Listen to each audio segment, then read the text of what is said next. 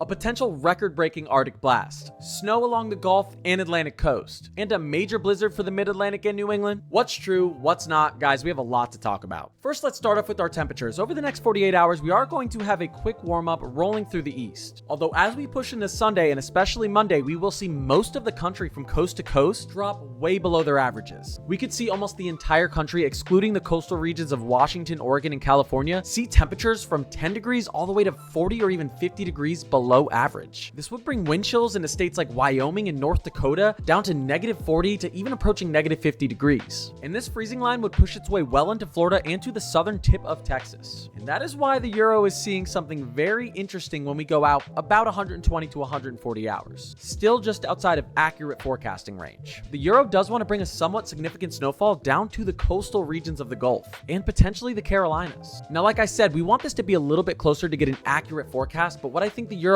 is seeing correctly are these below freezing temperatures reaching the Gulf. And that right there really puts up your potential. This right here is our European ensemble probability of snowfall map. And the European ensemble wants to give this entire southern region a 30 to 50% chance of seeing more than an inch of accumulating snow. And in some places, over a 50% chance. I cannot remember the last time I saw a probability of snowfall map doing this. Again, this doesn't guarantee it, but wow. Watching this develop with the models over the next few days is going to be very interesting. Now, our American model actually wants to bring this cold air so far south that it puts the snow off the coast, into the Gulf, and the Atlantic. Although, as I've talked about a lot of times as we get closer to these events unfolding, these models do pull back a little bit, which again does make me think that the Southeast has another really good shot at snow. And I wouldn't be telling you that unless I did think the opportunity was good, because I don't want to get you guys all hyped up for nothing. You have to remember, it's still hard to get snow down there, even with this setup. But if you want snow, this is the setup you want. Our American model also wants to put a lot of snow through coastal New England, the Mid-Atlantic, and the Ohio Valley,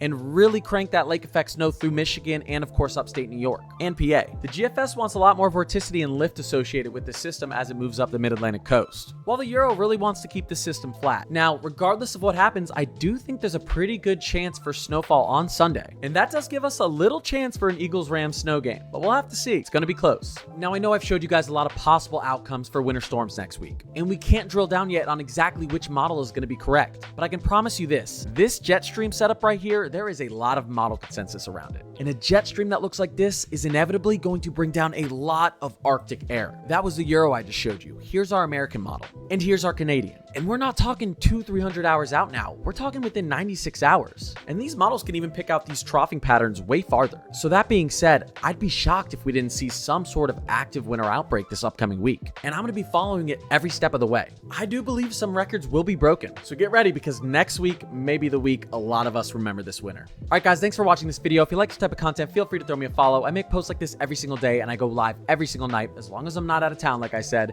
I'll see you in the next video. Oh, and by the way, depending on what happens with TikTok, the link in my bio is where I'll be. Thanks, guys.